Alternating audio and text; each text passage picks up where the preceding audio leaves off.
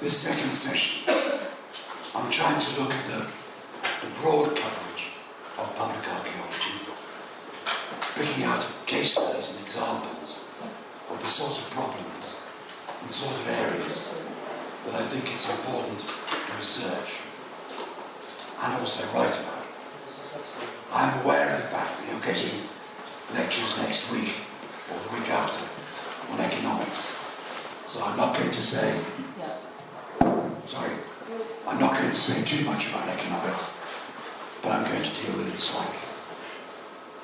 This quote, actually, "He controls the past, controls the future," is from a line by George Orwell, the well-known author.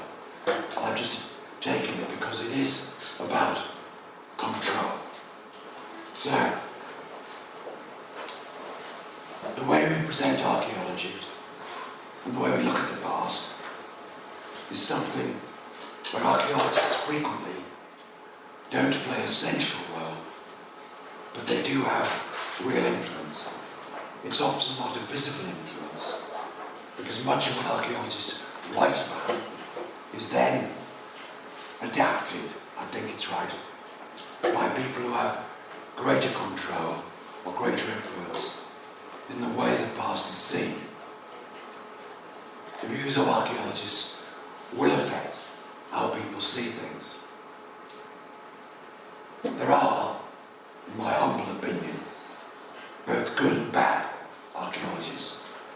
Yesterday I mentioned Professor Kondo working in Japan. I think he was very good.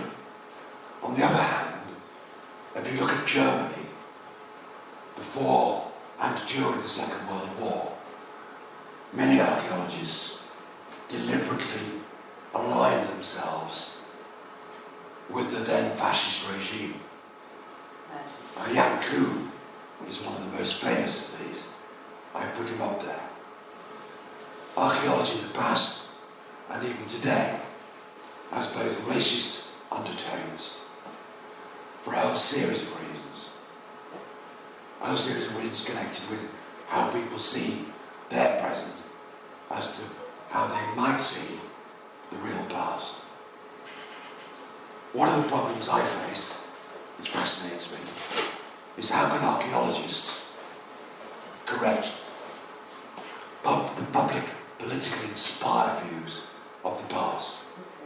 I mentioned here the Northern League because it's an Italian example of how we all know that everybody south of Rome isn't really a Celt, according to Umberto Bossi and his friends. So these things are relevant. What can we do? Can we do anything? One of the problems we face, even today, is the past. Is the damage that is done both colonially and elsewhere to other cultures and other archaeologies. It amuses me that I come from a country that became imperial and very difficult simply because we got rid of the Roman Catholic faith in 1536.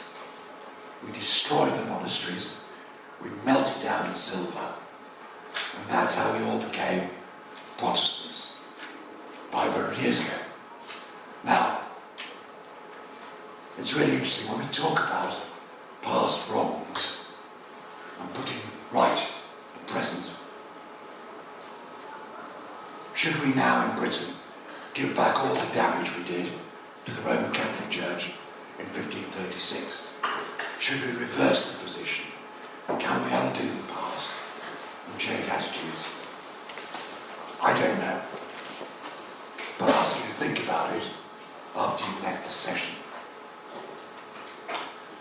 Let's consider this process of nationalism.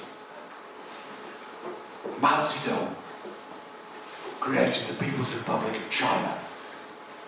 If you ever go to some of the more famous sites, like the Great Wall of China, which is an archaeological monument, in the museum there is a piece of Chairman Mao's calligraphy which says, "Build a great wall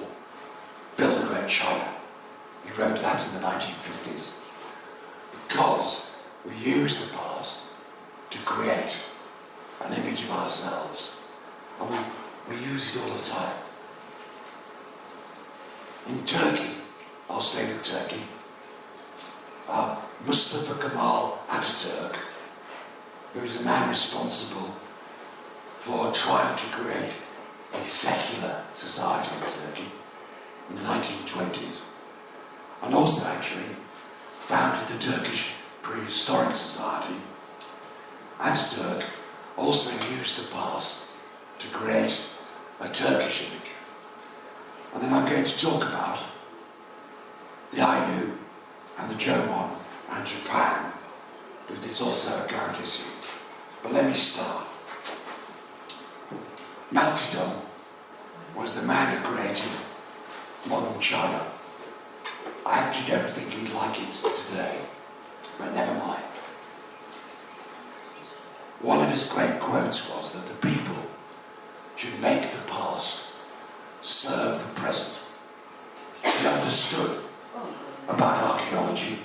He understood how results can be used to create a national identity. During the Cultural Revolution, which none of you will remember, but I do, he got the people to carry out many excavations, especially to reinforce Communist Party ideals. And he used the results of archaeology for nationalist purposes. So, remember the quote, build a great wall, build a great China. Here is the Great Wall. I'm not going to talk about it a lot, but it's largely a reconstruction here, but it's used to display visitors, especially foreign dignitaries, prime ministers, presidents and so on. They're all taken to the Great Wall to show Chinese greatness. It's also, of course, a major tourist attraction. Mao, well, let me go on, just to make this point. In the Cultural Revolution in the 1970s, doesn't matter about it. These are two quotes from one of the then communist-inspired pieces of literature on the new archaeological discoveries. This is using the past to create a national story. The first one says, past ages demonstrate that the unification of China represents an irresistible current. I love the English. And all splitters trying to go counter to this, about to fail. There, yeah. Now, what is happening here is they're using past imperial China to justify taking back Tibet, yeah, as part of Greater China, taking back Taiwan for all the same reasons. So we constantly use the past for these purposes. I particularly love the next quote. Archaeological discoveries made during the great proletarian cultural revolution reveal more facts in the historical process of mankind, creating the world, and the working people creating social wealth. Under the rule of the feudal dynasties, i.e.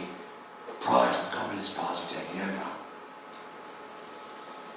it was the imperial family and not the working people who enjoyed material wealth. History written under the feudal dynasties reverses the fact. But the truth is it's the masses, all the people of China, who create history and not the individual people in power. There's a total illustration of the use of the past for political purposes, which goes on today. Now, let me take another case of using the past for political purposes. I shall try and deal with this briefly. I have to warn you that if I was in Turkey, I wouldn't give this lecture for fear of being arrested. Go to Kyiv and never go back. precisely. Turkey is very interesting because the present leader of Turkey is not a particularly great man, in my view. He manipulates the politics. Now, what's interesting about this man, or more about his Ministry of Culture, is that he started a scheme where you use archaeological objects for political purposes, which I'm going to deal with.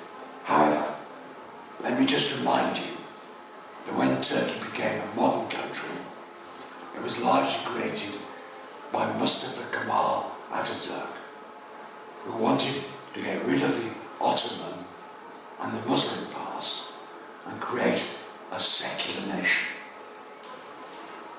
As President of Turkey, particularly in the 20s and 30s, he lived for a long time.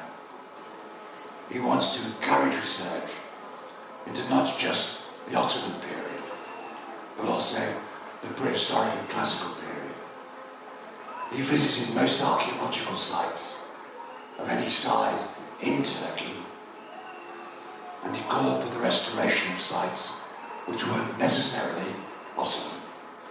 This is the plaque which is still on display at a site called Aspendos. However, as you will know, many artifacts that come from Turkey now reside elsewhere in the world during a long period of looting. So,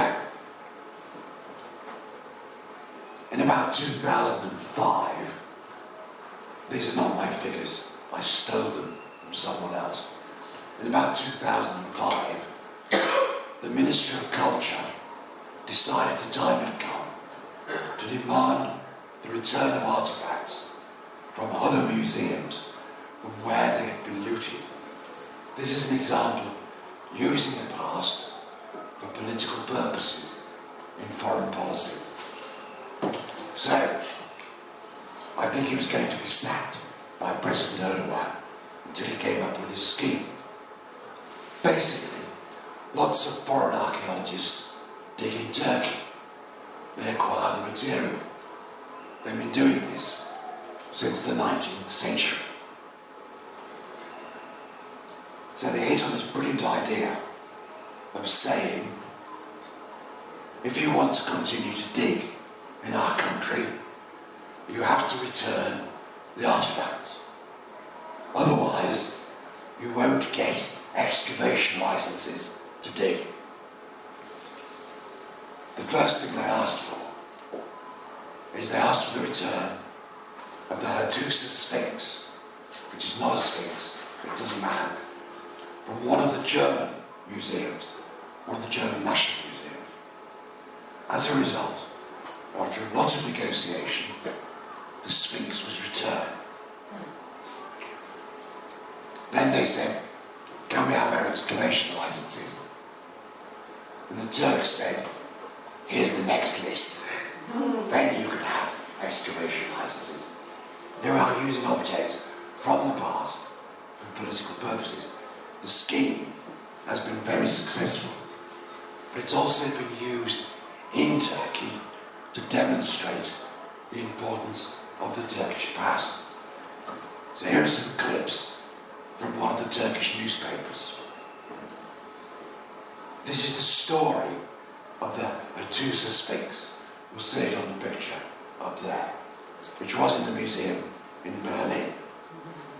When it's returned, the minister stands up and says, looking after the culture of Turkey without discrimination, whatever comes from Turkey's land, they are ours. We keep them in custody for the holy matter. Okay? Give us our stuff back. It's quite a remarkable campaign. So, another clip from a newspaper. Information about the Sphinx. The pictures of the thing going back. There's the minister in the middle saying, if the Sphinx is not returned, all excavation permits granted to Germany will be cancelled. And of course we all know the the Germans like digging abroad because it's warmer. This goes in the national newspapers. Most people don't care, but that's what they do with the negotiation. Finally, and most recently, bear this in mind, in the later newspaper articles, it makes the point that the impact of bringing these things back into museums encourages, please note this, encourages tourism. So they say, look, we've got 25% increase in tourists, and so on. Because there is an economic, as well as a political purpose, behind this sort of activities, which is extremely interesting. The fact that Turkish museums are stuffed with material that nobody ever sees because they got too much is not relevant. Okay, now, this business of preserving and looking after the past has always fascinated me because it's also connected with religion. I'm going to go back to Turkey in a minute, but let me remind you, in 2001, in Afghanistan, the Bamiyan Buddhas were destroyed. They were blown up by the Taliban, who wanted to destroy all images of Buddhism because they're Muslims. This activity was greeted by horror by many people, particularly in the USA, where the preservation of archaeological monuments is seen as something very important. I don't think that's because people from the USA have no real culture, but that's a personal view. The interesting thing is, this was done for political purposes. Is it any different, think about this, from what happened in 1536 in England, when we destroyed all the Catholic images and all the monasteries? The only difference is we've changed in our approaches. What right do we have at any particular point in time to say that people who have different beliefs shouldn't change? I'll leave that question with you. Now, let me go back to Turkey, because this is wonderful. The Turks also decided that one place they could pick on was the British Museum. As you know, the British Museum is full of artifacts that don't come from Britain. Yeah, it's a centre for loot. So, in 2012, as part of the campaign for the return of material by the Turkish government, they went to the British Institute in Ankara and said, we want the Samsat steel eye to be returned to Turkey. This is the Samsat steel eye. It's really boring. It's about 1.3 meters high. You can see it there. It's supposed to represent the legendary king in the 1st century. What's even more interesting about it is that it was later on used as an oil press, which is why there's a big hole in the middle, so it has a multiple history. But it sits in room 52 in the British Museum. It really is very boring. My view is we should give it back. We've got too much material anyway. I also believe in the return of the Parthenon marbles, but I'll come back to that.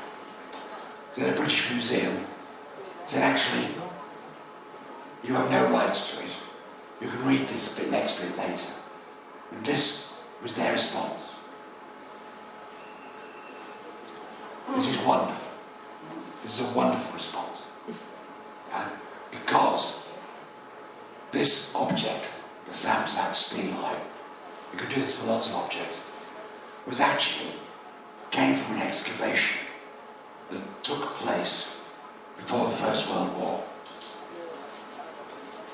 And in fact, it was moved to a dig house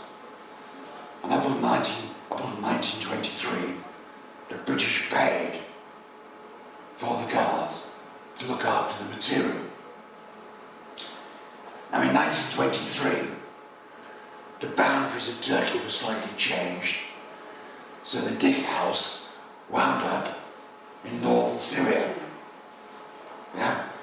Even though the material came from Carchemish, important site just north of that new boundary. Syria, at that time, was controlled by the French. And so Leonard Woolley gained permission from the French to get it back from Syria back to the British Museum. Yeah? Now, as a result, the British Museum said, you can't have it back because we never took it from you in the first place. And that's the sort of thing the British Museum does all the time. It really hates returning things. This business of return is also a part of public archaeology. So I thought I'd just mention it because it's a nice example. Sorry, have the British Museum ever returned something? The British Museum has never returned anything. Because it would create a precedent. That's that they have to return everything. That's what they think, yeah? And it's interesting because I've had arguments with previous directors of the British Museum because I'm fearless. And I was told, in the case of the Parthenon marbles, we can't return them because it's against the law. It's against the law? Yeah. My answer to him was, well, why don't we have a new law then? See, it's a very interesting point about using things like this. Okay? So, the most iconic site in the world, I suspect, is the Parthenon. It's an awful place to visit, but never mind.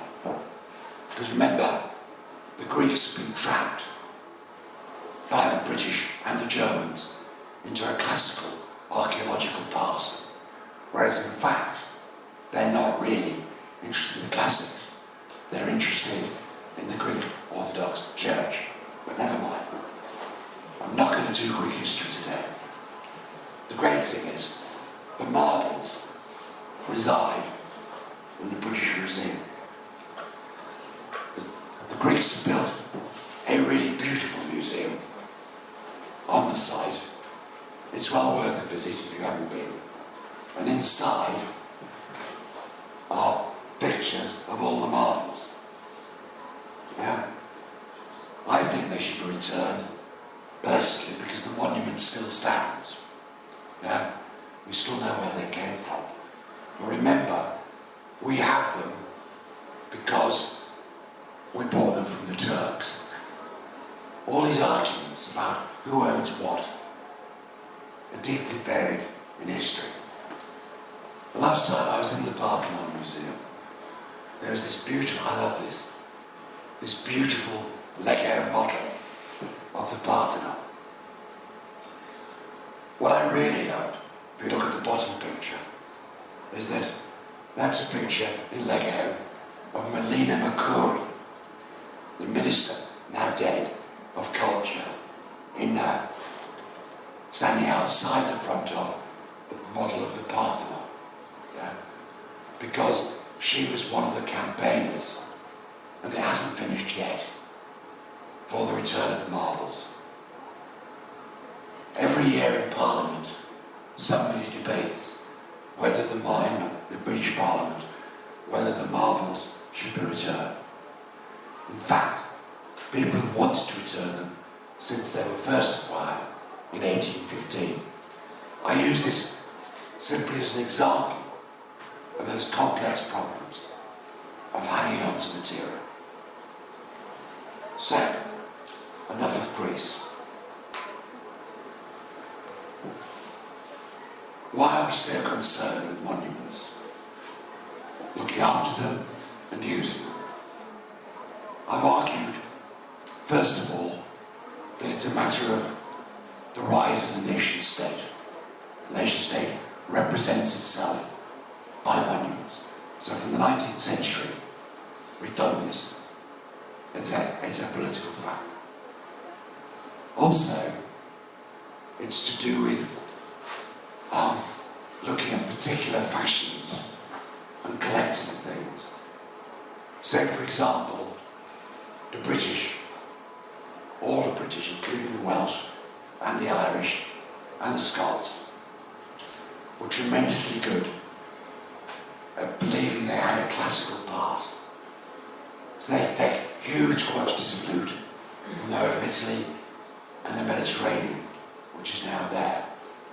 Also, collecting and acquiring monuments is very much a matter of what the elite wants to collect. It's a matter of fashion, which in its own right is fascinating.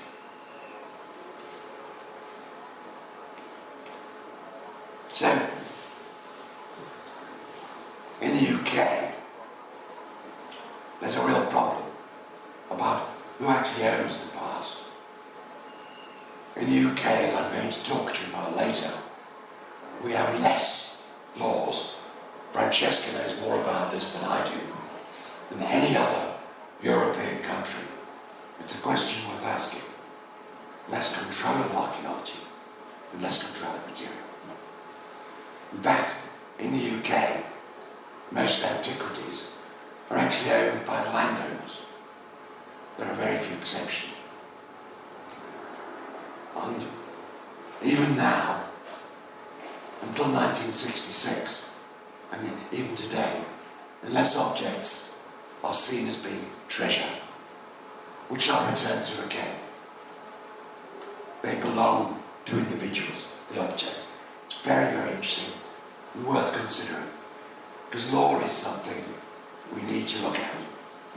Sorry, I'll leave that. So one of the things I'm interested in is the relationship between archaeology and the state. I've often argued about the role of state funding in archaeology and also making archaeology available to the public. I'm interested in why the state actually funds archaeology. Now, in the UK, certainly, and possibly across much of Europe, every organisation, every state organisation, is expected to argue about how it spends its money and what the benefits it offers are, especially about public money.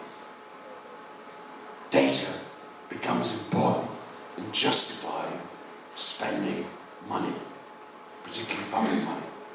So, for example, on the other side of this is Historic Scotland, which is the state apparatus in Scotland, using economic justification for its existence. So it's talking about the number of archaeological properties it looks after, the sorts of visitors, and the amount of money it claims to generate in order to justify itself. I'm sorry. Just one thing, because I don't think it's quite clear for everybody. Here in Italy, for example, when we make a project, university project, we have to justify also how we did spend the money. I bought a computer, I paid 2 contracts, I went 3 times to the restaurant. In England, they probably have to do the same thing, but they also have to justify the impact that this money spent had on culture and society and so on. 2,000 people read this book. 300 people visit this excavation. We went to 200 schools to teach about this. So it's something that we don't have to do here. I think we should also in some way. But on my opinion, the problem is that now the mentality in at least my colleagues in the UK are more thinking about the impact than on the research that they are doing. So it must be a bit equilibrated. But it's not that they justify with bills what they spent. We do also this, but they have to justify what impact this had on society. Okay? So what you say that public relations becomes maybe more important? No, but they don't get more money if they don't justify the impact. If nobody came to see, for example, I do mobile application. It costed me 20,000 euros and it's visited by 20 people. I will never get again money to do this. I have to explain that it was visited by 30,000 people. And so, my objective from the beginning is not making the app, it's making the app seen by the people. So it creates a bit of, I don't know what you think about it. It's a bit of, people is just talking about the measure of impact, how to measure impact, which is good. We should all measure or think about what positive impact are going to have our projects. Am I going to do a catalog with 3,000 skeletons? Okay, it's going to have an impact, yes, maybe not on public, maybe on research. I'm going to help many people to develop other research, but it should not be my main objective, thinking about only the impact.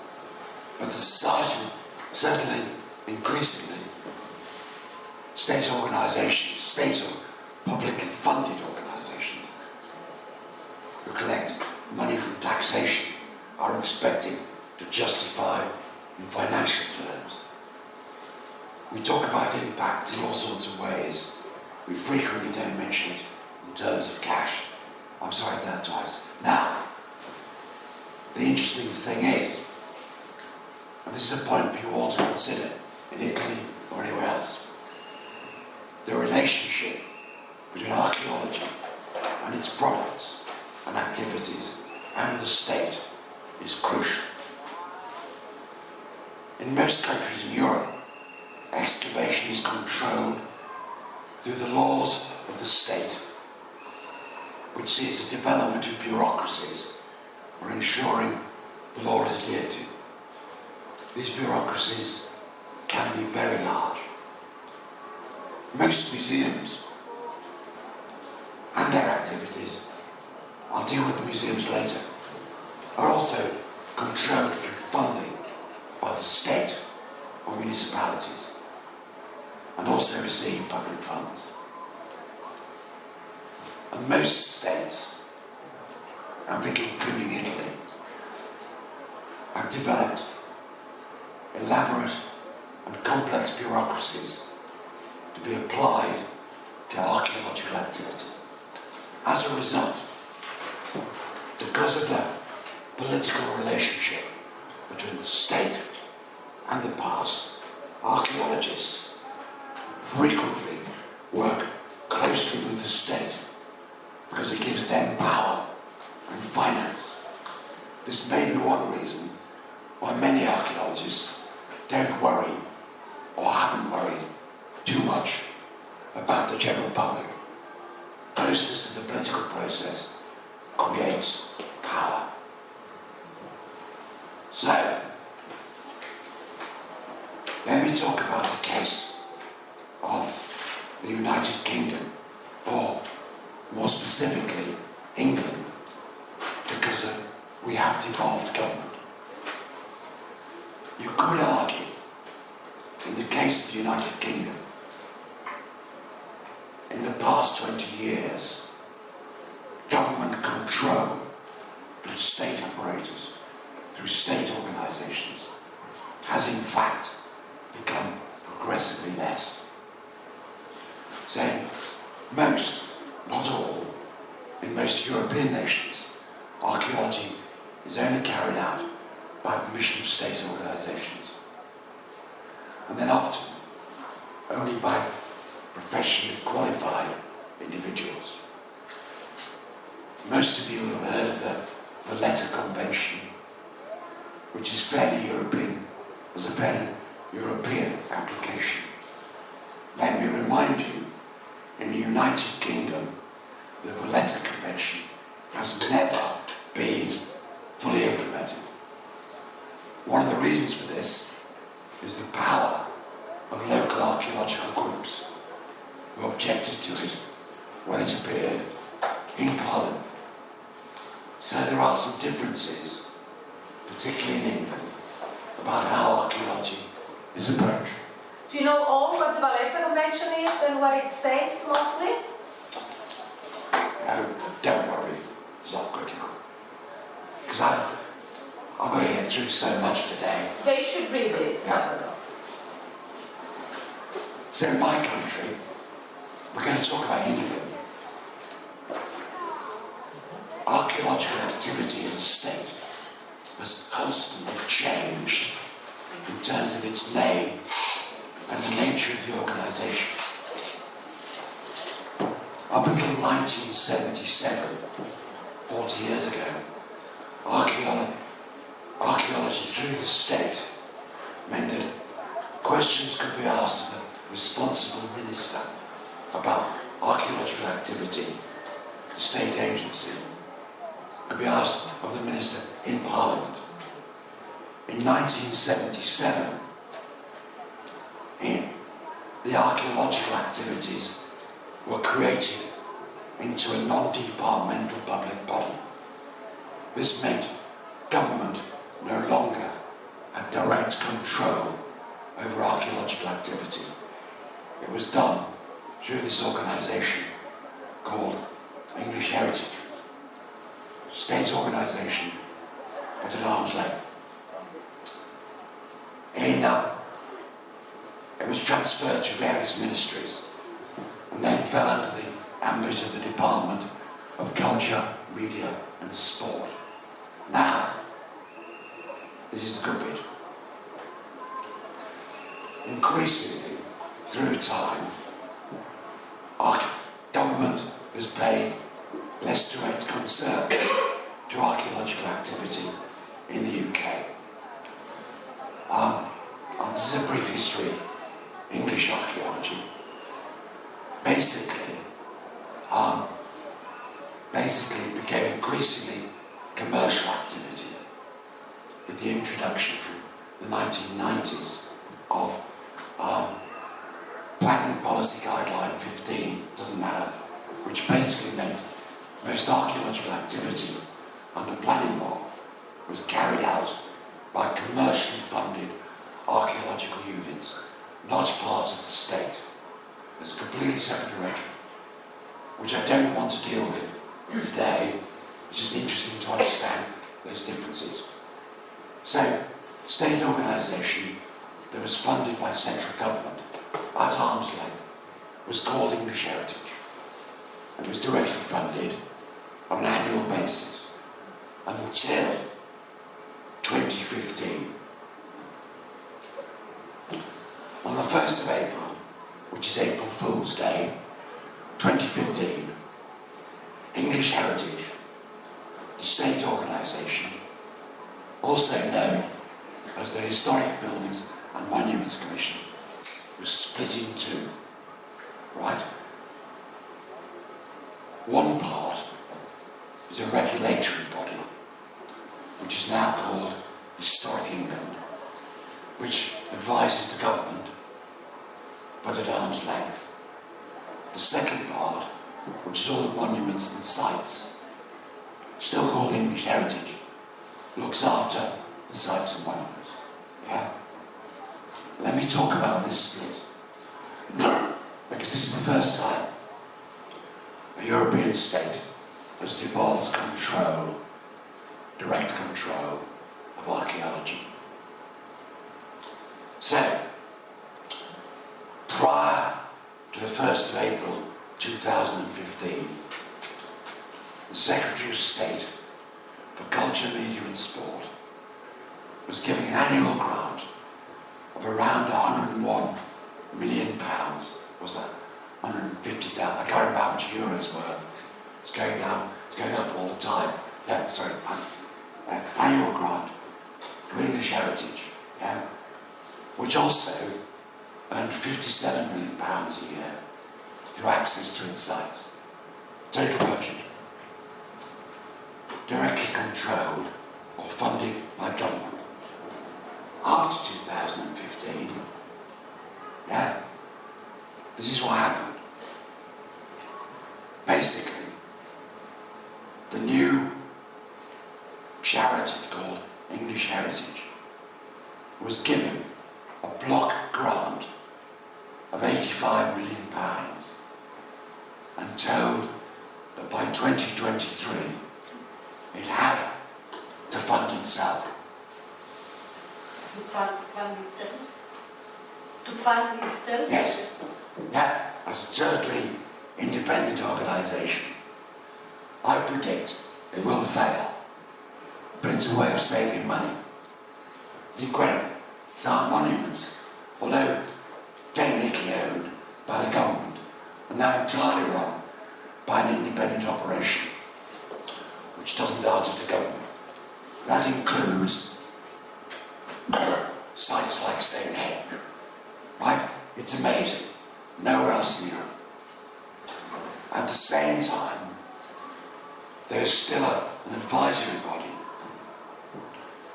called Historic England, which still receives direct grant because it acts as an advisor to government.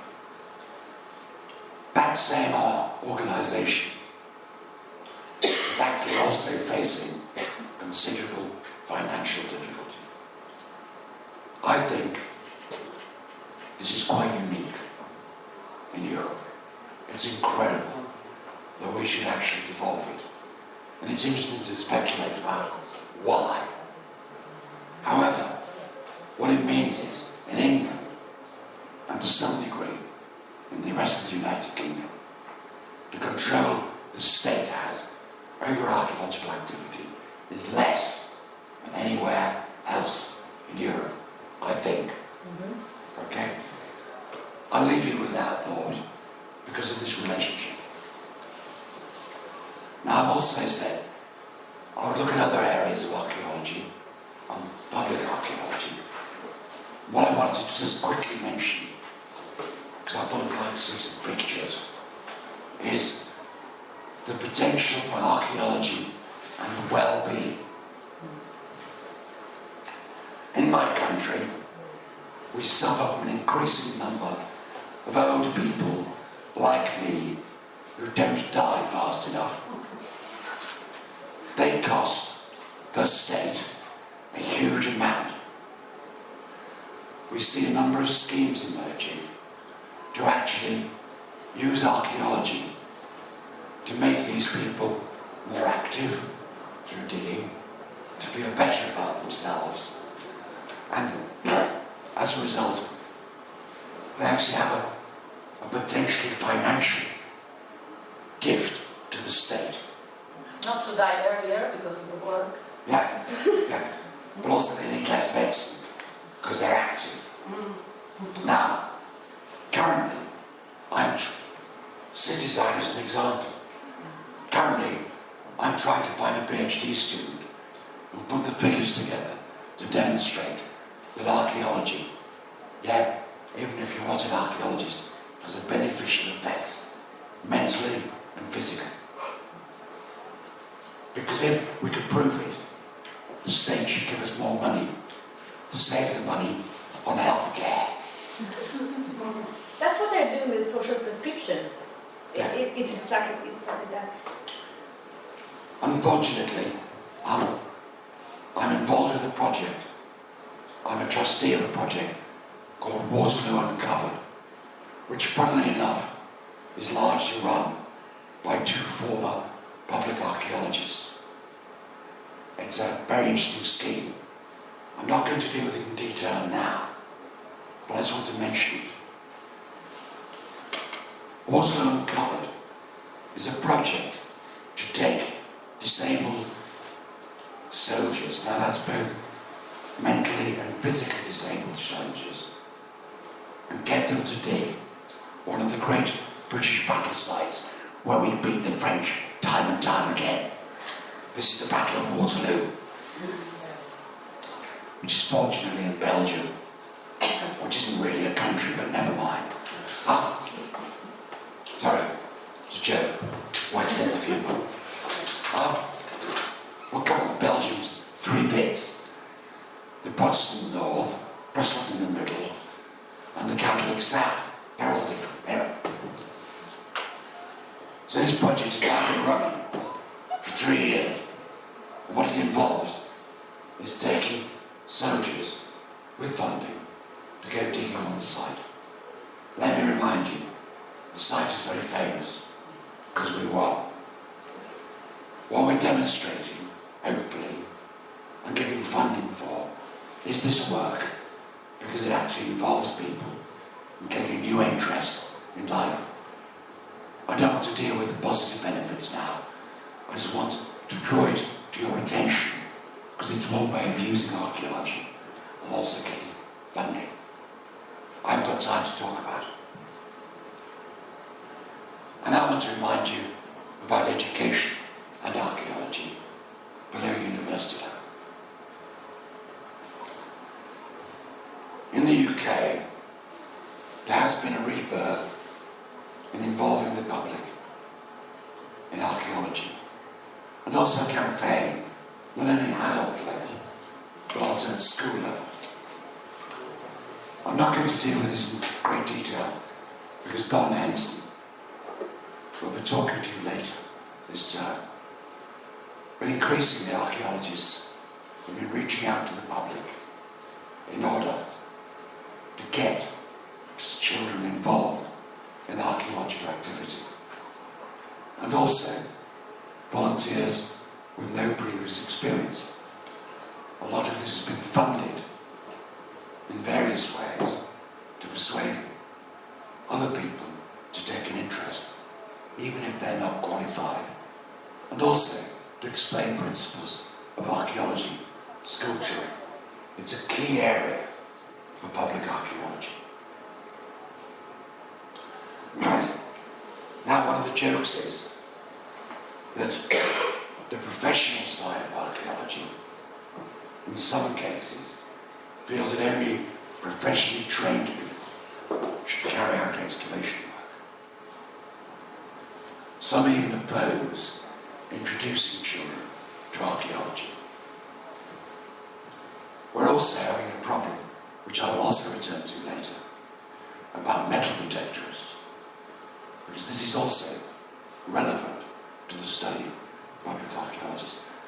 But for example, there was a scheme for children and adults to participate in excavation. There was an operation called Schadla, which was described as an exercise in democratic archaeology, where everybody had an equal say, theoretically, which also involved communities in archaeology, and also created valuable work in understanding an early medieval site in East Anglia. I just want to show you, these are pictures from the 90s. Here you have children learning to dig on the site for the first time. This sort of work is still going on.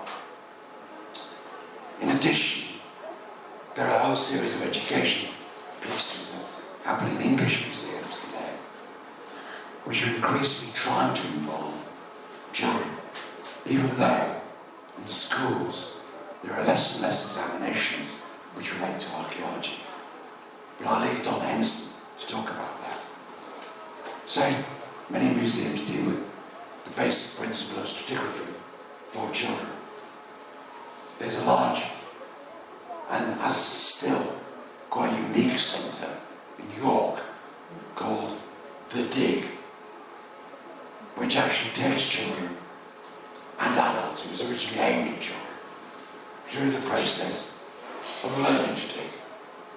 You have to pay to go in, but it's actually extremely popular, and children go in and they play it, go into a dig hut, they play it excavating. It teaches all about stratigraphy and also handles archaeological material and carries out analysis of material to explain the basics of archaeological activity in schools. I think it's great. The next step could be digging.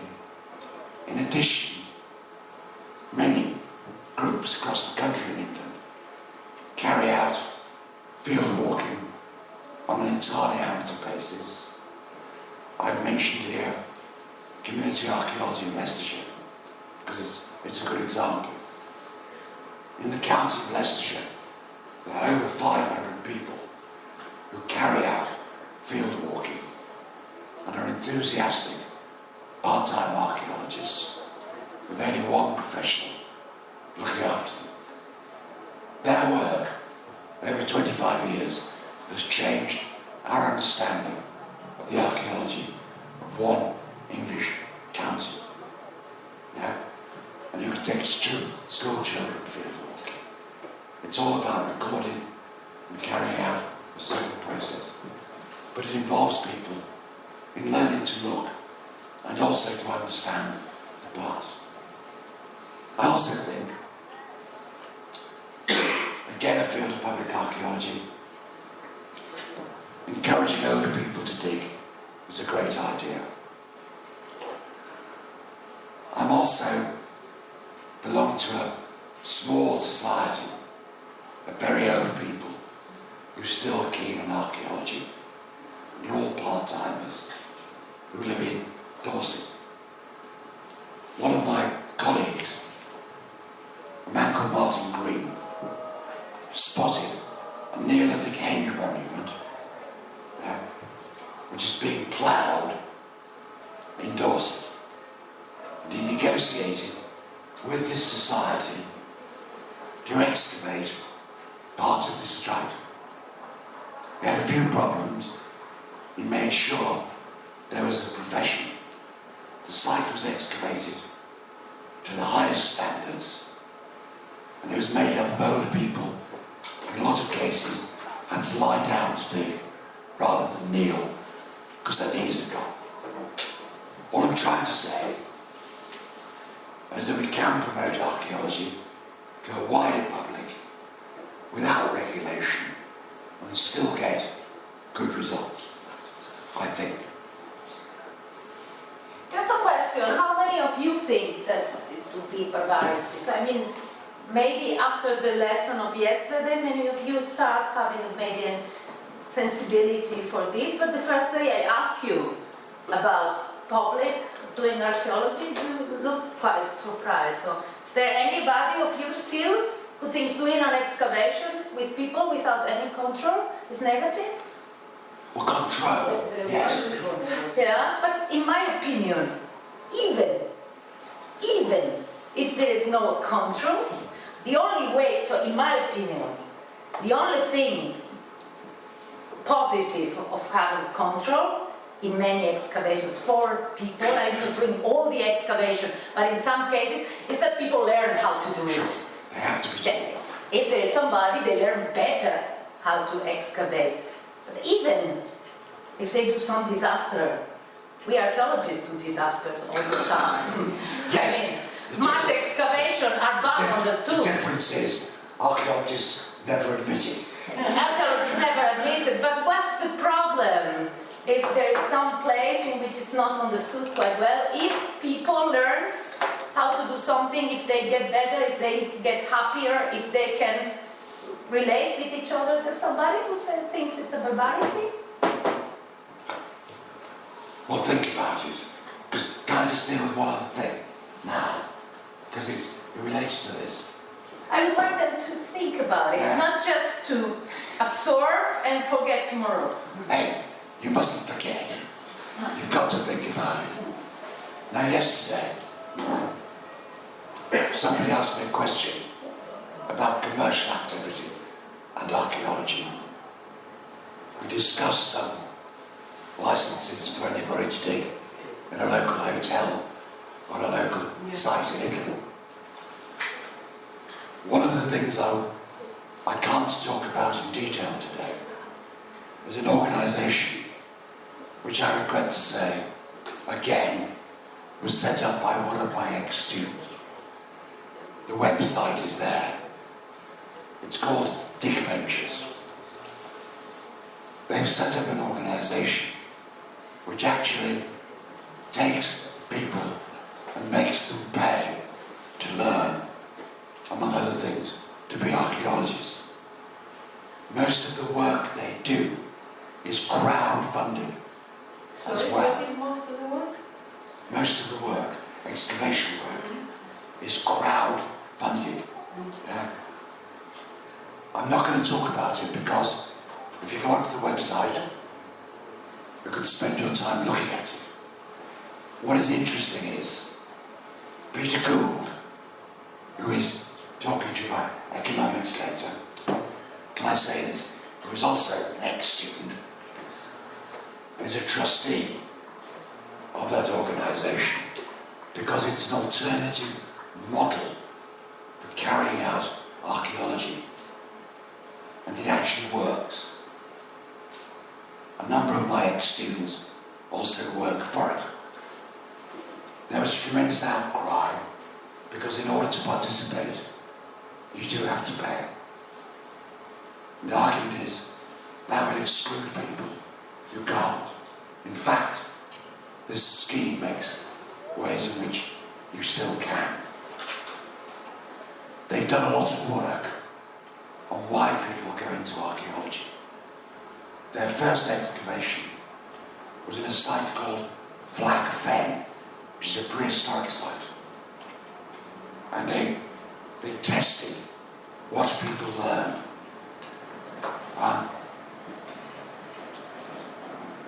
So, these are people who were volunteers. And the question is, what did you learn? And basically, they learned, as a professional archaeologist there, the technical aspects of archaeology, great. The reality of archaeology, I think that means it rains and it can be very boring. They learned about the site itself, and they learned about archaeology with more than just digging. The point is, this scheme is still funding itself. They also do contract work after 3 years and is growing. So there are alternative models that can be run, which can involve the public, and which don't need state funding. So commercial archaeology, in the sense of involving people, all I'm saying is something that could work. Okay? That's all I want to say about that. Because all I'm doing... Excuse me, I don't remember, maybe I forgot. In the UK, in order to... can you do archaeology wherever you want? Yeah. I mean, basically, no, not wherever you want. I mean, to excavate. Can I finish? In the United Kingdom, in England, there are a number of sites which are on a schedule. There is something like 30,000, or is it 100,000? I can't remember. I think it's more 100,000. These sites are protected. You can't dig on those. Non puoi scavare al You can't. corso, cioè ci sono i You can't. documenti pubblici storici e non puoi scavare. Poi con il permesso, come da noi, come con la concessione. You can't, sorry. Ma tutto il resto sì. You can't dig on ancient monuments. Basically, theoretically, anywhere else, with permission of the landowner, you can. Che qua non possiamo. The state has very little control. That's why But- all this... But very few things seem to go wrong. It's very interesting. I'm going to return to this later. So, I've just finished an hour.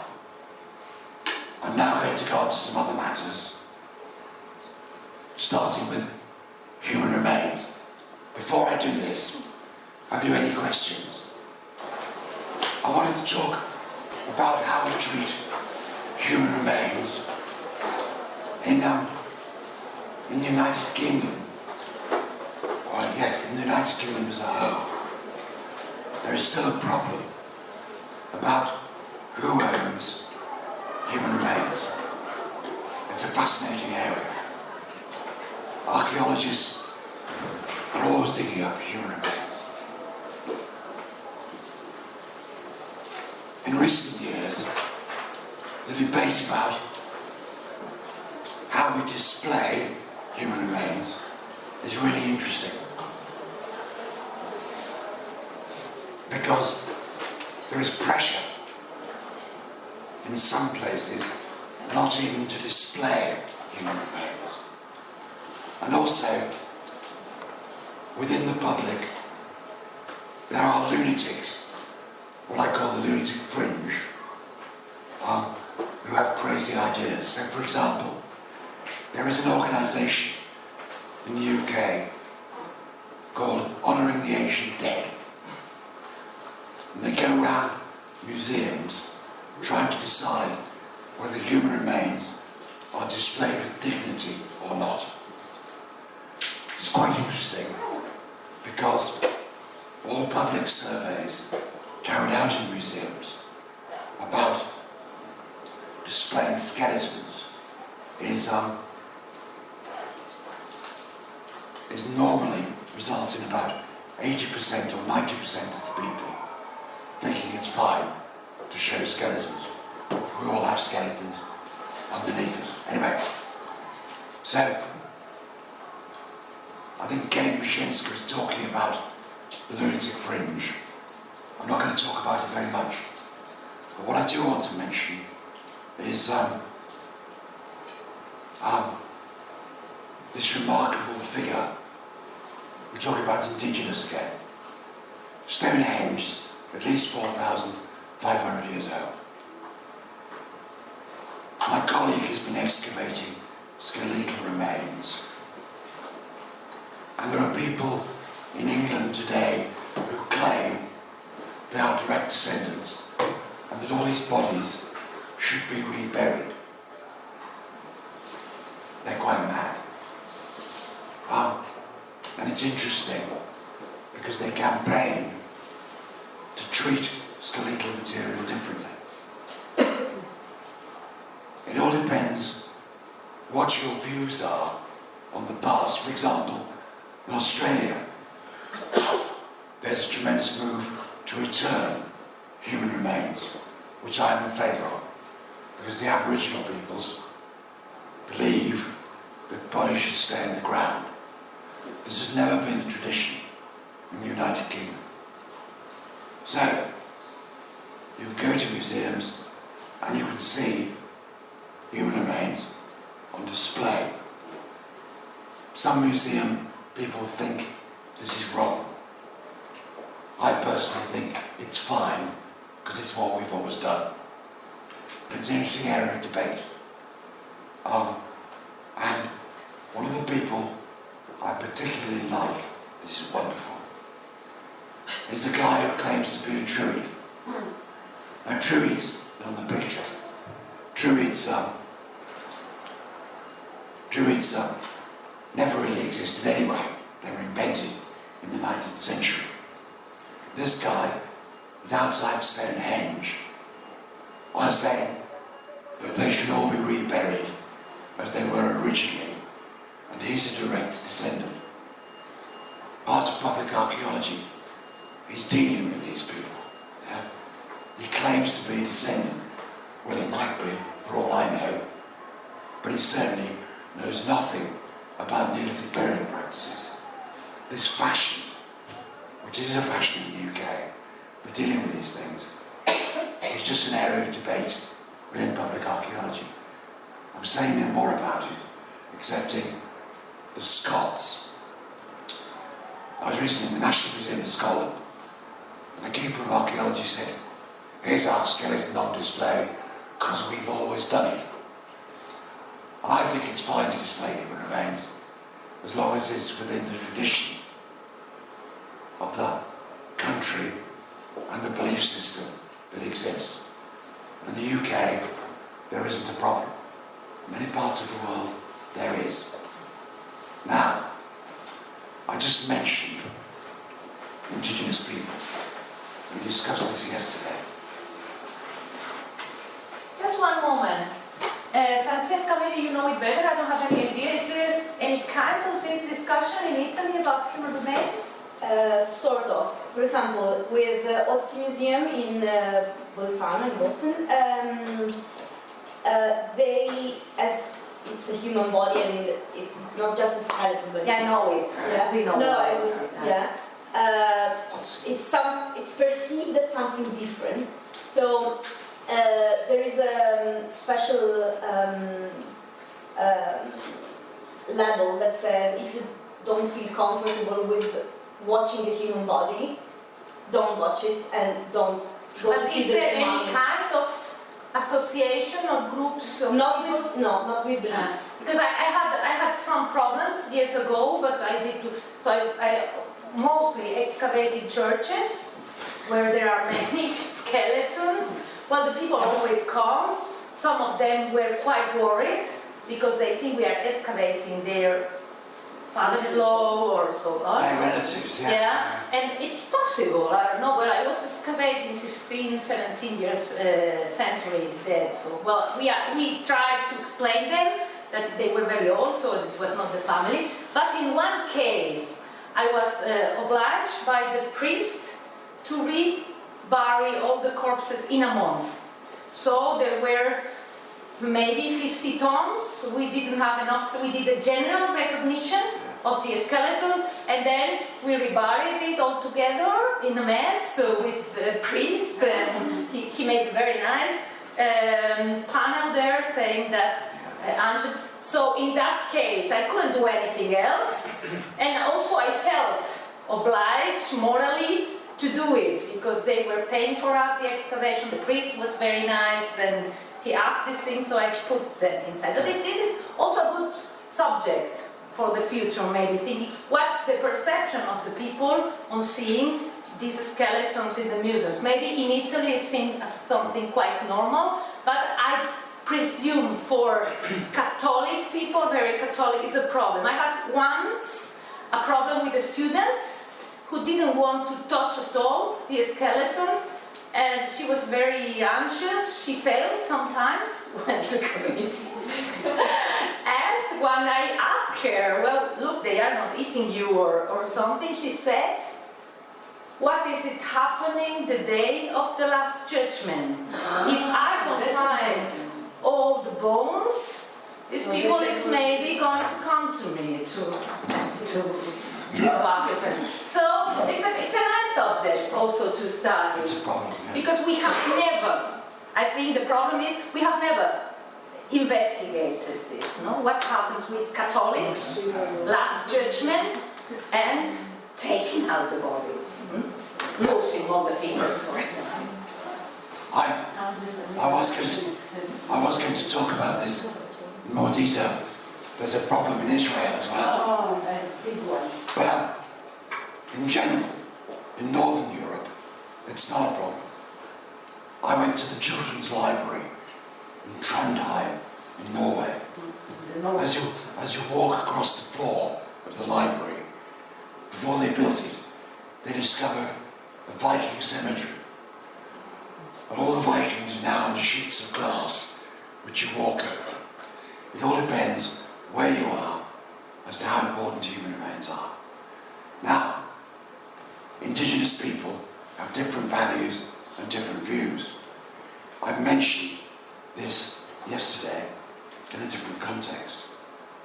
Indigenous people, also referred to as First People, or Aboriginal people, or Native people, are ethnic groups who are the original inhabitants of a given region. It's very interesting. And how they are viewed is quite interesting as well. I just want to give you a couple of examples of colonial oppression. So in 1999, which is the year when South Africa became hopefully the country it is today, one of the things that appeared on display for the first time really is this golden rhinoceros, the Mapungubwe rhino. It was excavated in South Africa by whites, colonials, in the 1930s. But nobody talked about it because to have done so would have implied that the South African blacks were civilized. So it was suppressed because you didn't want to give people an identity. the indigenous people of identity. The same business happens elsewhere. One of the great causes and herbs of our African colonies is a place called Southern Rhodesia, which is now the country of Zimbabwe.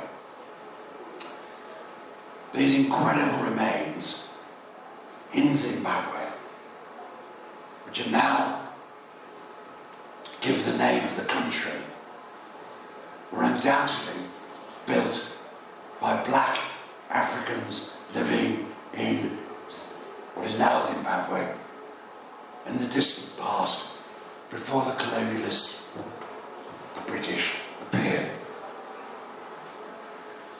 All the way through in the 1960s and before that, and 1970s, the story of Zimbabwe was suppressed by the colonial and white government because you weren't allowed to tell the truth. One of the suggestions was that it was actually built by Arab traders. It's not true. It was an indigenous product. I want to use this one example to explain about the political use of monuments. Here is a quote from one of the archaeologists in Southern Rhodesia when he was trying to explain to people about the significance of these monuments. This is his life. He was told by the director to be careful about talking to the press about the origins of Great Zimbabwe. The museum was in a difficult situation because the government was suppressing the museum from telling the truth, which archaeologists knew about the monument. And this particular individual, Lezione, was threatened with the sack if he publicly stood up and said, this monument was built by the blacks. He wasn't allowed to talk about radiocarbon dates. And he makes his final statement. It was the first time since Germany in the 30s that archaeology has been so directly censored. The relationship between the state and its monuments is interesting. I've talked about identity as well. So there's just a quick case because I haven't got time. I've talked about identity as well. I live in a small country. And it's interesting how people's feeling of identity changes when they're away from the capital city and the centre of power. The further you go away in England, I've mentioned this because everybody has a different attitude. The further you go away from the capital in the southeast, the more people feel they have a regional identity. So people in the northeast feel that things in the British Museum should be returned to them for their local museum. It's not something I'm going to deal with today. It's something for you to think about in terms of identity. The other thing we briefly talked about yesterday was identifying communities. I'm just going to show you a diagram for how we do surveys about communities in the UK. I'm going to use the mosaic model. If you look at this, this is how statisticians deal with communities, not in terms of geographic location, but in terms of, you see it there, age, wealth, urban dwelling, those series of things. As a result, you will see that we actually identify huge ranges of different types of communities. This is true of everywhere. Okay, let me go back to the indigenous point. I told you yesterday briefly about Hokkaido, the northern island of what is now Japan. It wasn't wasn't occupied by the Japanese until the 1880s. The Japanese have a complex archaeology. Most of their prehistory is described as Jomon culture. Don't worry about it, it just is. Yeah? It's likely that the people on Hokkaido are direct descendants of those prehistoric cultures. For years, until after the Second World War, the Japanese believed they were chosen by their gods. They were farmers and perfect. And anybody who was a hunter-gatherer was not acceptable. So when the Japanese moved into Hokkaido, they basically suppressed the local indigenous people who were direct descendants of that previous occupation, that previous activity, and of the Jomon culture, which is the whole of prehistory. After the Second World War, a determined effort has been made to revive the Ainu cultures of Hokkaido. On the left-hand side is a 19th century picture of an Ainu tribesman. You will now know why they are referred to as the hairy Ainu. Right? On the other side is a modern Ainu descendant wearing Ainu art. Excuse me, but in the left part, it doesn't look Japanese. I mean, in the picture. It doesn't. It doesn't look Japanese. He's not Japanese, he's Hokkaido. Yeah, but the features are is not from the same race, the yellow race, whatever. They are from the same race. Sorry? They are, in that sense, of the same race. Yeah, They okay. may not look what your view of Japanese is, but they are Japanese. Okay, good. Very good. Okay, believe me. Everybody in Japan is actually descended from the Jomon. Believe me. The Jomon produce wonderful pottery. And sort of show you some of it. Yeah? The Jomon precede the Ainu. Beautiful material. Archaeologists are active. They also produce beautiful stone. I love it. I'm a prehistorian. I love stone. It's wonderful. Some of the biggest sources of basalt, yeah, and of high quality flint comes from northern Japan, from Hokkaido. Now, after the Second World War, they made an attempt to recognise the Ainu and actually recognise them as an independent people. The Japanese passed a law which said, through the courts, that they had a claim because they lived in as a minority group prior to being ruled over by a majority group, and that therefore they need to be recognised. This is the first place in the world where a nation has done that, and it's supported by the university, which has its own centre for Ainu studies. And these people are connected directly to their prehistory. Now what's remarkable is they were largely, obviously, a culture without a dictionary or a language. Their language wasn't written down until the late 19th century. No dictionary. Most of their archaeological material is biodegradable. It's wood. It's pottery. It's not metal. They didn't have metal until, well, not on a large scale, until the century. So they have museums with some original artifacts and some modern artifacts. They also try to recreate the Ainu society today by creating that same material, carrying out their dances and traditions 3 generations after suppression. In the 1980s, the Japanese decided to improve agriculture in the island of Hokkaido by creating a huge reservoir. The reservoir was nearing completion. Everything is done from central government, and was going to flood large areas of traditional Ainu sites. This is the dam today. It was largely finished in 1973. There's the final dam.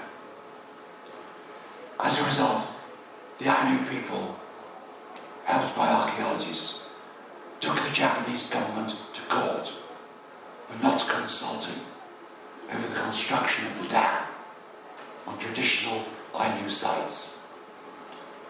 At the court, the government lost the case. The court found in favour of the Ainu people. Unfortunately, the dam was already complete. So the judge said, never do this again without consulting the Ainu people and give them compensation for the damage you have done. They got a huge payout from the government and built the Ainu Cultural Centre in the middle of Hokkaido. There it is, beautiful place, where they try and create Ainu culture as it was for visitors to the island.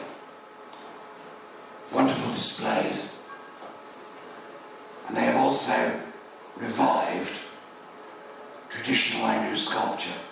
Here is the grandson of an Ainu sculptor still making objects in wood in the same way that they were made 100 years ago. Their sculpture is actually quite remarkable, highly prized, and there are three sculptors who are recognised in Japan for this work. I use this as a case because it shows that indigenous people are significant. And Japan is the only country in the whole of the world that has recognised its colonial past and given rights. And it was archaeologists played a major role in this. And that's why indigenous archaeology is part of the process of public archaeology. I want to turn now. Just one thing to answer her. Questo posto Ainu, cioè dove vivono questi, molto vicino alla Russia, questi tizi, come diremo noi razzialmente, cioè, sono più simili ai russi che agli orientali che noi ci immaginiamo, però perché anche geograficamente è vicino. And I want to return to ownership of the past. In my country, we know that material is being stolen all the time, not in large quantities. But we have no real way of stopping it, and we don't really bother. In Turkish airports, I'm sorry it's a bad photograph, they tried to arrest me while I was taking it. In Turkish airports, you are warned, and in many other parts of the world, not to export antiquities because it's illegal. In my country, we don't do it. So, who owns the past? Consider it in Italy, consider it anywhere. In the UK, antiquities are owned by a landowner, or if a site is scheduled in some way, or belongs to the church, very powerful.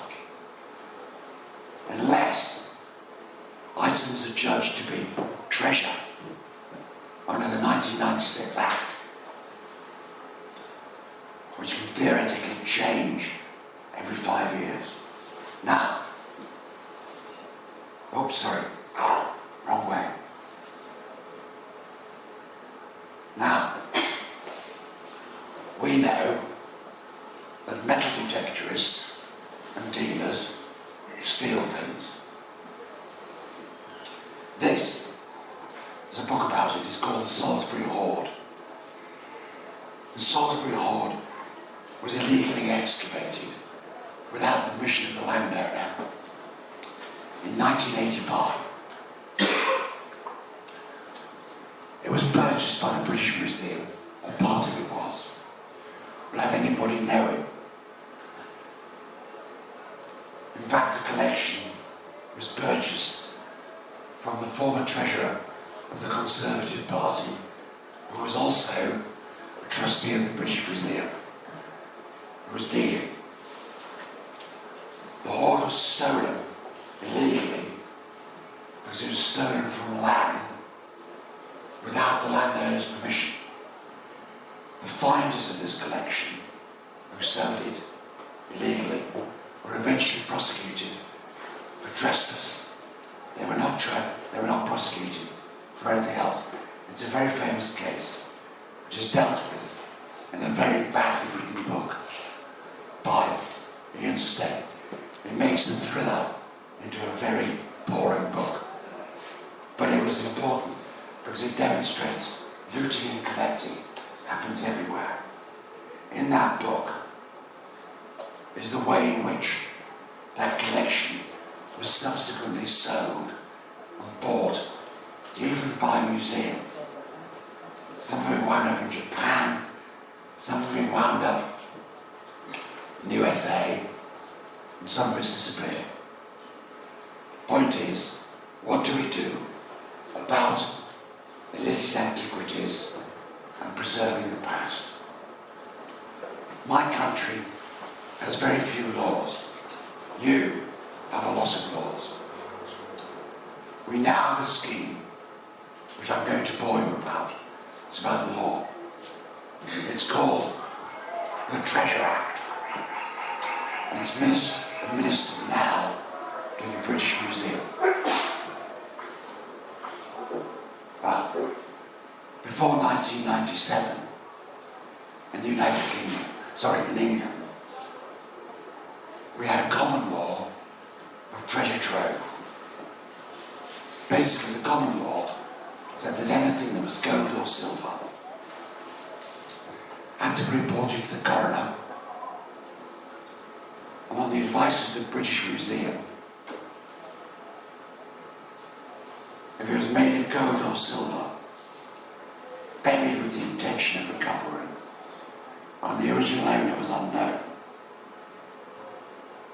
then it could go as treasure trove with a reward, normally to the British Museum. Occasionally, things that were declared treasure were offered to museums if they could afford it, because there was a reward. It was valued at full market value by dealers, and all of the fines generally were given to the landowner. This is in the 20th century. There were problems. First of all, only a small number of objects of gold and silver were actually declared treasure trove. Sorry, it's not working. Secondly, many fines were never recorded or reported. Thirdly, votive deposits weren't eligible burials. And only gold and silver objects were declared treasure.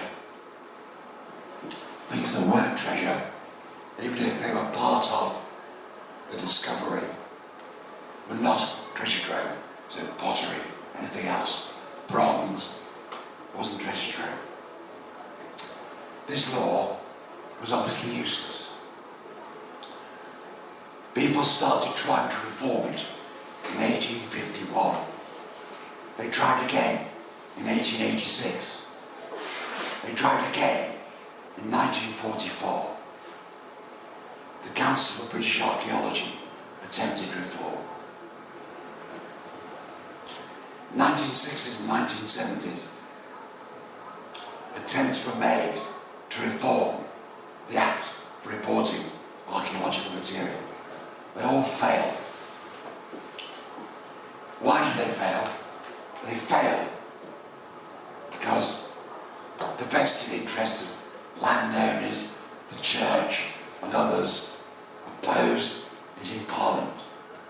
And more importantly, by the 1960s, so did the metal detecting lobby. I call them treasure hunters. We're now encouraged to call them metal detectorists. They were immensely powerful.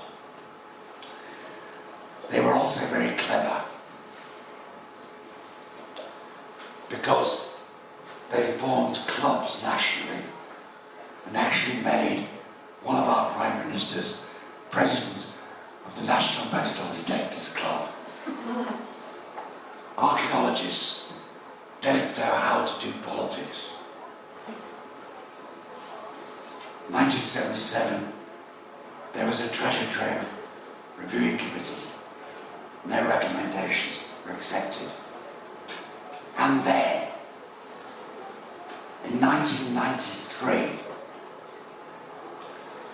a case that came to national recognition at a site called Wanborough in Surrey, where the site was looted, both of Iron Age and Roman coins. There was a temple that was looted by organised metal detectorists who got so good they even hired a digger to take all the soil from the site in lorries and get the good stuff out later and sell it. One local person in Surrey started his own campaign. It wasn't the archaeologist, one individual, to stop this happening. As a result, because he was politically well advised, a new bill was produced on reforming treasure trove. The bill was introduced in 1994 by the Earl of Perth. It was largely written by an old friend of mine called Roger Bland, and the aim was to reform it. Because metal detecting is legal in the United Kingdom, England and Wales. If you have permission and you don't go on scheduled archaeological sites. 95% of all recorded finds of treasure, 85% of PAS finds, I'll come back to that, are actually found by metal detectorists. This is different from most European countries. In the UK, there are probably 9,000 active detectorists. When the bill came forward, there was huge opposition to it, which is by and large suppressed. Different interest groups. I was involved in this campaign. My colleague Roger Bland talks about this. It's going to stop individual freedom and peace repression. The government started a dialogue. I won't dwell on this, but I'm always reminded, as I'm an advisor to the scheme, I am one of the people who opposed the bill. I opposed it because I didn't think it was tough enough. I believe all metal detectorists should be shot on sight. In fact, the bill failed to be passed on its first attempt. You know this story, because I stopped it by having it stopped in Parliament through my own contacts. Archaeologists should understand politics. This is not a story for today. The bill came back and was passed. It came into being. It only applies from 1997. It isn't retrospective. It redefines treasure. All objects other than coins, at least 300 years old, with at least 10% silver or gold, are now treasure. all cards are the same find a treasure, all objects in association are treasure. Exclusions are natural objects, etc. It works in England, Wales and Northern Ireland, and in the bill, in the Act, there are also room for new definitions. We've had one already for prehistoric base metal, and another review is about to take place. The law says all objects should be reported. It's an offence not to report, and there is a penalty which has never yet been used. We continue to offer rewards at full market value. Unlike most European countries, it's crazy. So if you find something that's declared treasure, you, as the finder and the landowner, can have a reward. This is determined by an independent panel, which includes dealers who said, in fact, it's crazy. I'm speeding up. The impact of this, I'm sorry, is that from the passing of the Act, the amount of records of treasure has increased massively. The figure is actually now nearly 2,000 a year. It's a success. The Scots did not reform their law because they didn't want to copy the English law. This shows you the difference between England and Scotland in terms of reporting treasure trove. So the law worked. The amendments have taken place, and subsequently we tried to amend other parts of it through another act in Parliament. We failed to establish, although this act was passed, it hasn't been put into effect yet, because the government hasn't actually done everything. I'm still working on it, but it hasn't been implemented fully. Now, as a result, for example, this piece of artifact in my country, is the Crosby Garrett helmet. These are the remains of a Roman legionary parade helmet. It was found in over 1,000 pieces. It's from England, it's from Crosby Garrett. But it is treasure. It belongs to the landowner and the finder. As a result, it was conserved without anybody knowing how it was conserved. All the pieces were put together,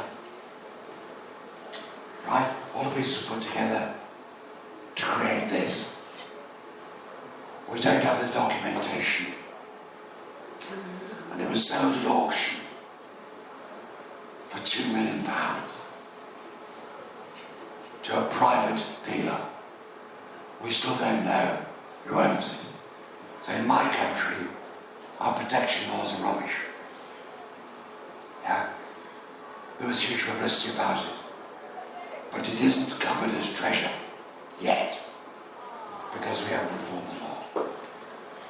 This is crazy. There are still, all over my country, legal metal detecting rallies which people pay for. We don't necessarily know what happens. Our laws are very bad. Now, on the back of the Treasure Bill, we invented the Portable Antiquities Scheme. I wanted it to be law. It isn't. It's a voluntary scheme for recording artifacts. It's parts in the back of the Treasure Act. And it could have been compulsory legal, but people refused to do it. The focus therefore is on recording. Basically, there are now about 32 people working locally across England and Wales, recording artefacts. Let me emphasise the scheme is voluntary. It costs very little money. Look at the website. It's not connected with treasure. There's no compulsion on museums acquiring objects. Its success has been outstanding. In the first 6 years, this was the sort of number of finds. Since then, it's increased every year, voluntarily. More and more finds are found. More importantly, as a voluntary scheme, the audience is huge. Okay? So what I'm trying to say is, in the UK we have a unique scheme for recording archaeological material. You can go on the website, have a look. It's publicly accessible. You can even participate in it. And I would argue, although I don't agree with it, I'm now an advisor because it works in terms of public involvement. It's very important. So it's an example of a voluntary activity rather than a legally enforceable one. This probably means we get more reports of archaeological material in England and Wales than most countries in Europe do, even though we have no law. The next question for you, I'll finish in a minute. We have a real problem across Europe. What should we do with all this stuff? There's too much of it, it's too expensive, it's actually of very little interest. Who should pay? Museums are in crisis. Does anybody care what museums do? Who's going to pay for museums? In the UK, there are over 2,500 museums with collections of archaeological material. Most of them don't have space for all the archaeological material which is coming in. It is a massive crisis. It's the elephant in the room. I think we should put it all in the salt mine. Anyway, it costs a great bit. It's a problem we all have about objects. In Turkey, they rebury objects because they're not allowed to sell them to schools and museums don't have room. In Italy, we have a big problem. Yeah. We excavate in the excavations, we record, we take the cassettes with the material. We cannot return them to the Soprintendenza many times because they don't want it, because they say they don't have space.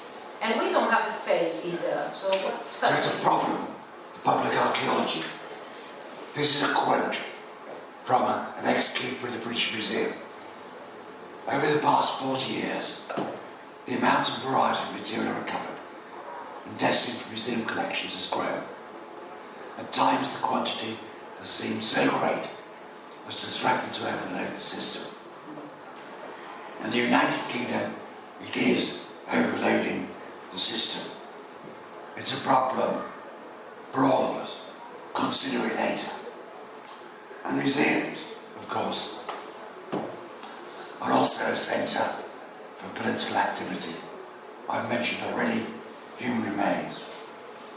There's a problem about paying for monuments. There's a problem everywhere. Sorry. I'm going to miss the next bit about the World Heritage Convention. But basically, the World Heritage Convention is a con trick we should all look at. Because all sorts of things happen that are quite wrong. I haven't got time to do this today, sorry. It's quite amusing. But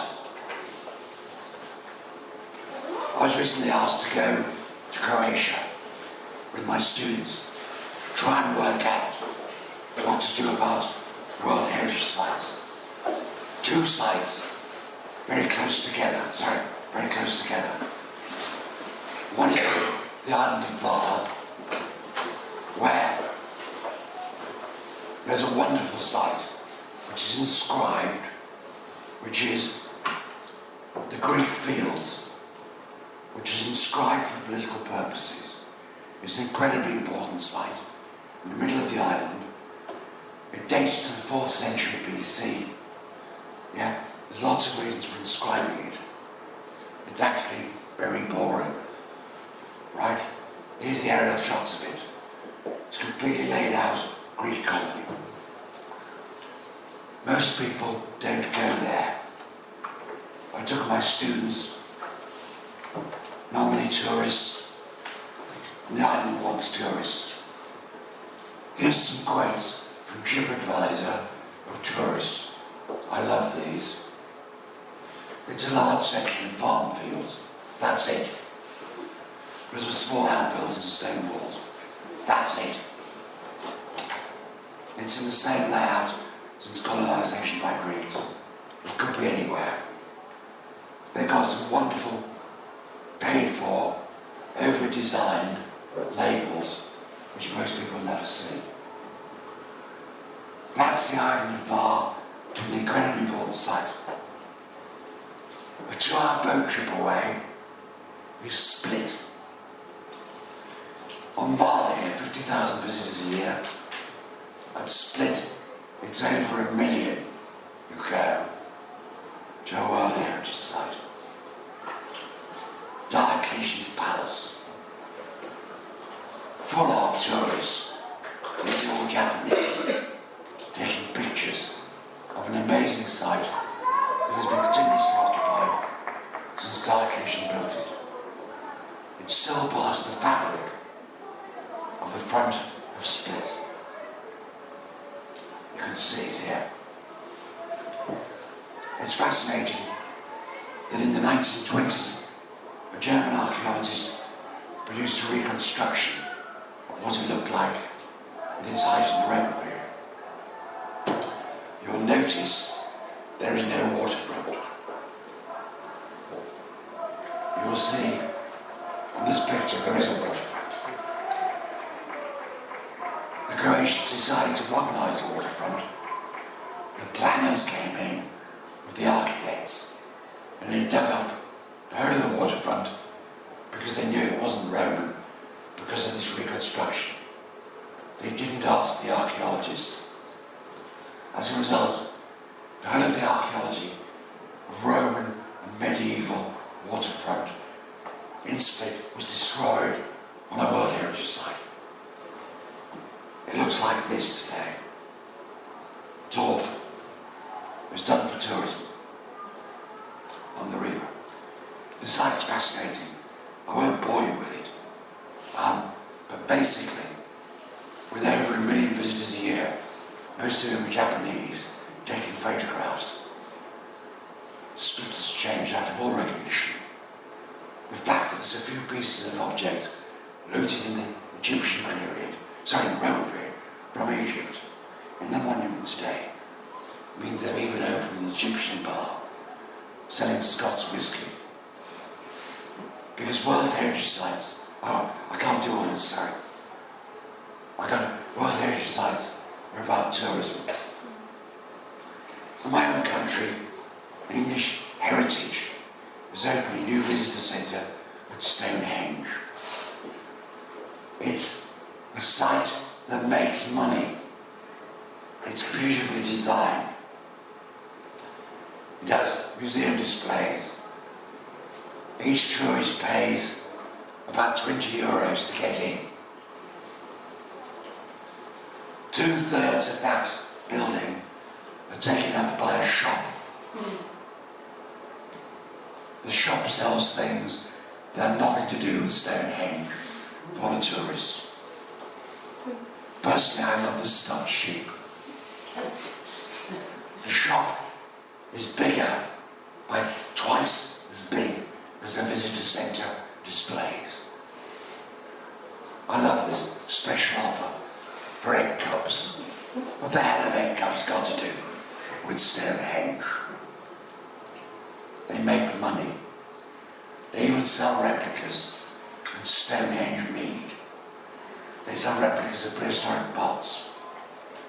There's an Italy pot, priced £250, 320 euros. It's crazy. The site makes money for tourists. Outside, we have some terrible displays. The visitor centre is on the far left. You've paid your £15, €20. In order to get to the site, you have to get a bus. You can't walk because it's so far.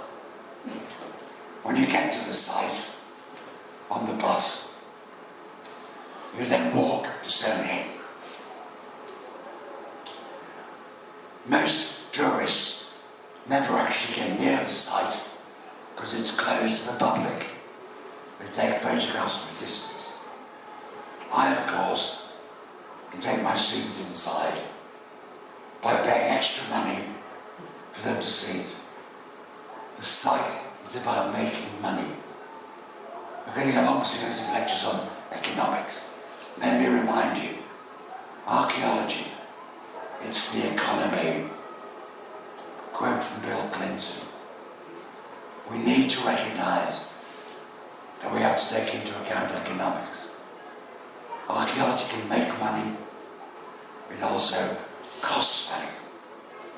We need to get this together. We can make money.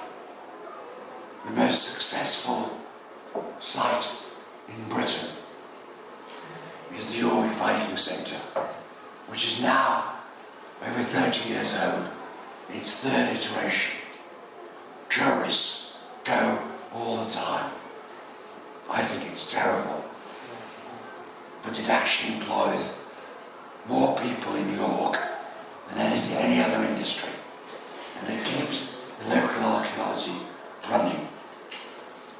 Their shop is so good, it sells no literature, it only sells knickknacks for tourists.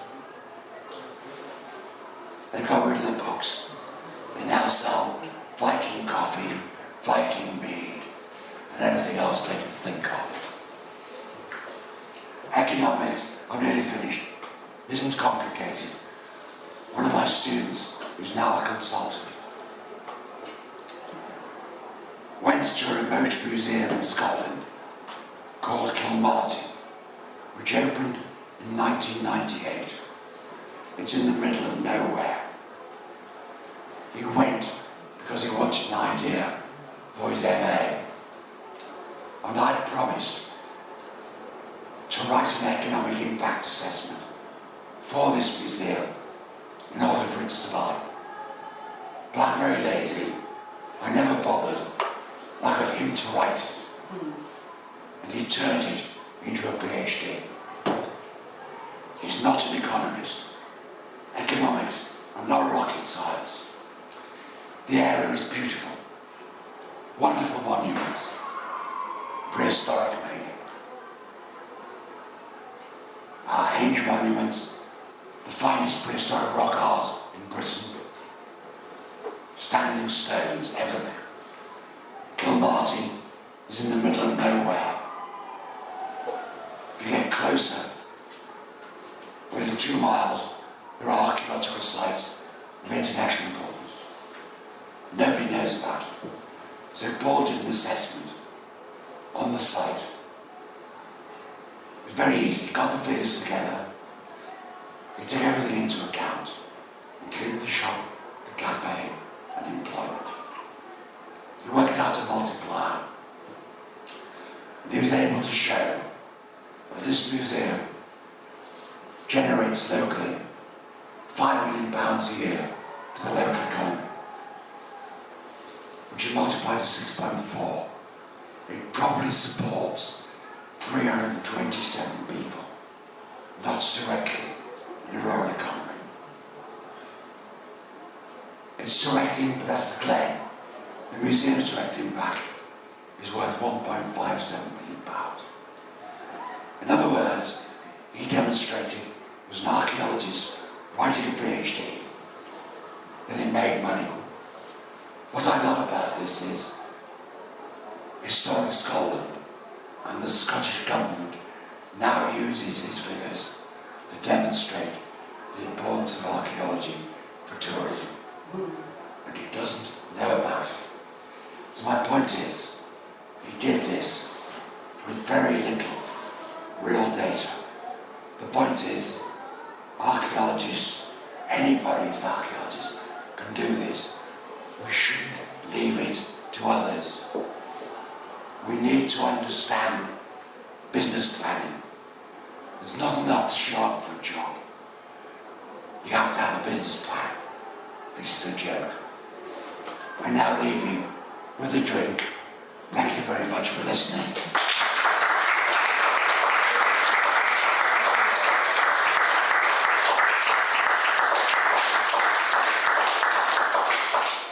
Thank you very much. I think today was still better than yesterday, if it was possible. Sorry that it was so long, maybe for you. Sorry for you. No, for us it was fantastic. We could stay still longer. Does anybody have any question? No? I have a question. Luca. I just want to say that in Ireland there are a very similar site in Newgrange, Note.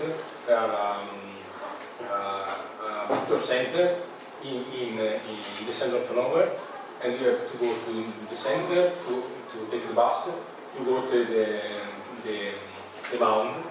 There are 3 mounds in the visitor center. You have the shop, the restaurant, a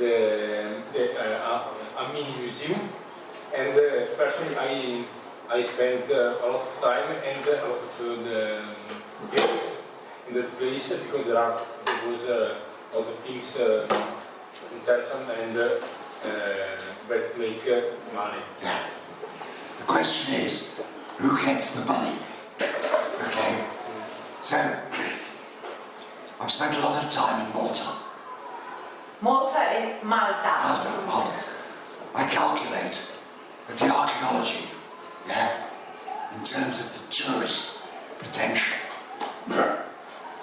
for staying, for hotels, for everywhere else, is worth nearly 3% of the total gross domestic product of Malta. And I want the archaeologists to say, why don't we get our share? Why does it go to hotels? Why does it go to tourist organisations? When that money should be invested in the archaeology. It's us who need to get the money by making the argument, which is why we need business plans. Yeah, I think archaeologists are quite, I wouldn't say stupid, but we are leaving other people, other professionals to do things we should do by ourselves. But we are like, not me, but many archaeologists feel disgusted of the idea of doing things to win money, are leaving these things to other professionals like tourists or other ones, and we are losing the opportunity to gain from what we do, and sometimes to gain local communities and not multinationals, big hotels and so on. Sorry, let me just mention this. The museum at Kilmartin, a school trip is 4 children in a taxi. It's a very empty area. When they opened the museum, they refused to let the locals in unless they paid. Big mistake. Okay.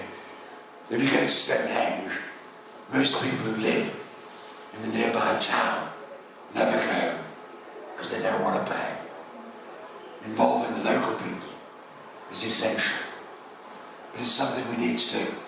I think many of you probably will finish working in archaeology.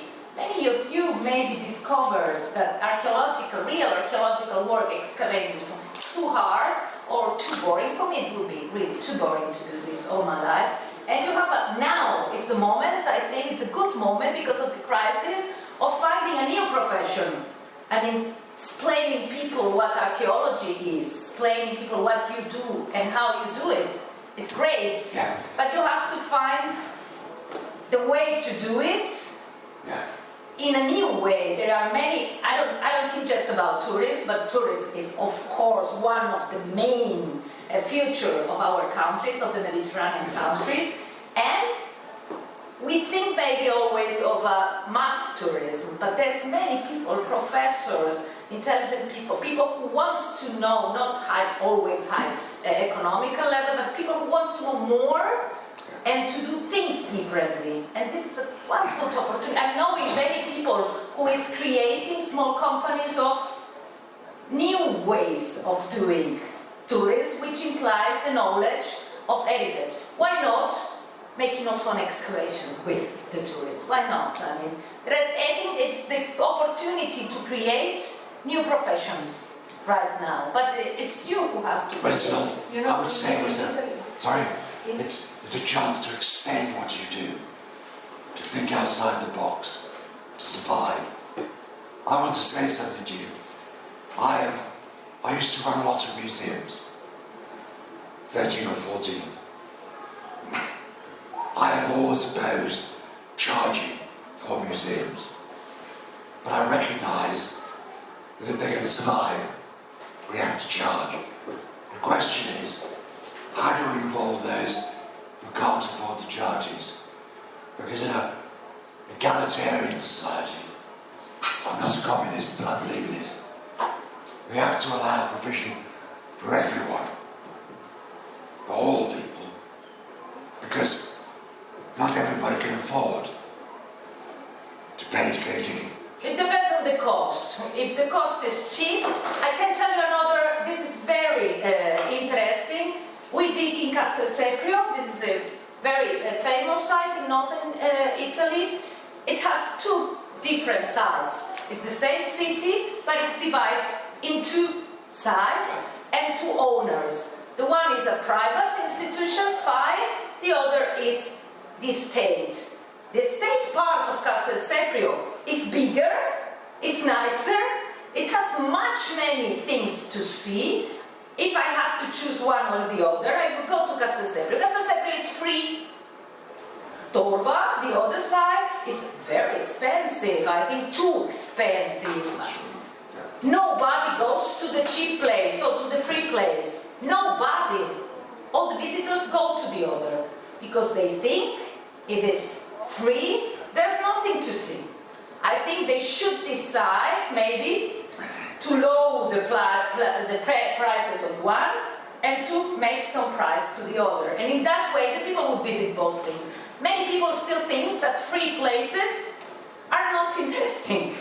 I mean, and €3, for example, is something everybody can pay. But can I just say, my country's always had a tradition of free museums as a political mantra. Yeah, I still believe it. But it depends who you're appealing to. It also depends how it's run. I go to Sicily a lot. If I want to go to a site run by the Soprintendenza, I have to pay. Fair enough. The site's closed at 5 o'clock. Because that's the way the state runs them. Yeah? They open at 10, close at 5. There's a little museum in Cefalù, which is an independent trust. It's a weird museum called the Museo Mandrosca. You may never have been. It opens in the evenings, when most people can go. There's a whole series of issues about public access. It's awesome.